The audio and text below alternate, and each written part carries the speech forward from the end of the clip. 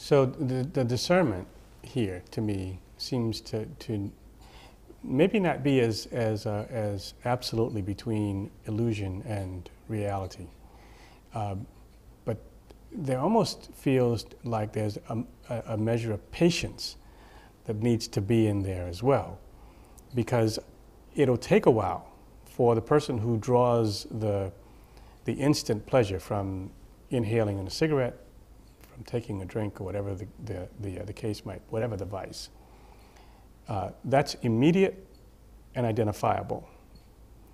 It takes a while for meditation or any other form of centering to deliver anything close to the same immediate return. So patience. Patience, and also there's, I know this culture doesn't like to use the word, but renunciation actually helps.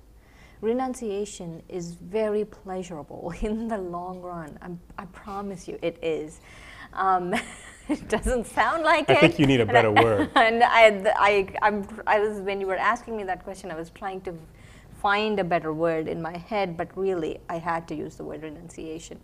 Is renunciation in terms of it is you renouncing the perishable. And so you are renouncing something that really is hurting you.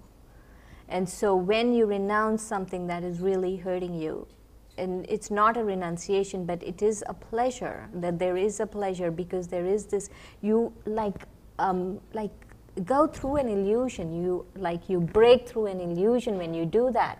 This breaking through is that this patience, this thing, and this all of that stuff that you were talking about, it's not like that. The breakthrough happens, and the joy of being able to experience the other part of it is when you are what you think, you renounce, but actually the pleasure of just that sustainable happiness from an imperishable happiness that is actually quite pleasurable. Well, you live sufficiently in both worlds to know some of the obstacles people would have in getting from one truth to another. What might they be? How would you articulate them? I think more than an obstacle, people are not getting up and saying, oh, I'm going to go to that part of the room, and then there's all of these obstacles. I think most often the refusal to just sit here and not even go to that part of the room. So the obstacle is getting started, it's inertia. Yeah, it's inertia. And so we tend to be creatures of habit. And I would urge people to definitely try something new. Try, especially, I don't mean try a new drug, but try something totally radical maybe for some people, like meditation, because there really is, the only way you can tell if this is going to work is if you try it. And that actually, the reason why we even titled the series Release Your Wings is that every one of us has these wings. And so if I try some form of centering, some form of spiritual path, my wings will get unfurled. Let me just say at this point that you're not selling meditation, you do it free. Right, okay. Right. And I also said some form. They can pick any other meditation. But I'm selling meditation as a whole. I'm not selling particularly the meditation. Though it's very useful, people should come and do it, but I'm not necessarily selling it. But you see that, that to the exclusion of other things? Meditation to the exclusion of some other practice? No, I meant meditation with some kind of a path, some kind of guideline, some kind of wisdom, some kind of knowledge with it. Not just let me go sit in a room and dim the lights and sit and meditate. So guided meditation. Yeah, guided meditation, and also a guided path. A path that has a few things in life, a few do's and don'ts, a few things that whatever works for people. That it's not good to just be with nothing.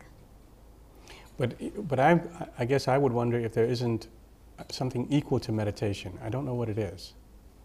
Some people would say it's going to church. Yes, definitely. Definitely. People should, you know, if that's what is calling them, that they should go there, because they do teach a lot of good things. But in all of these cases, the advice that you give is to start there. Start with one of those big steps. Especially the power to discern. If people want the power to discern, then they would need to do something drastic. It's not an easy power to acquire. It is something that you have to walk a particular talk. Not just wherever life suits you, I go here, I go there, I sit here because I'm lazy, doing all of that stuff. So the power to discern is something that is very, very useful. It's actually, I think it's the most important of the master spiritual of the spiritual powers.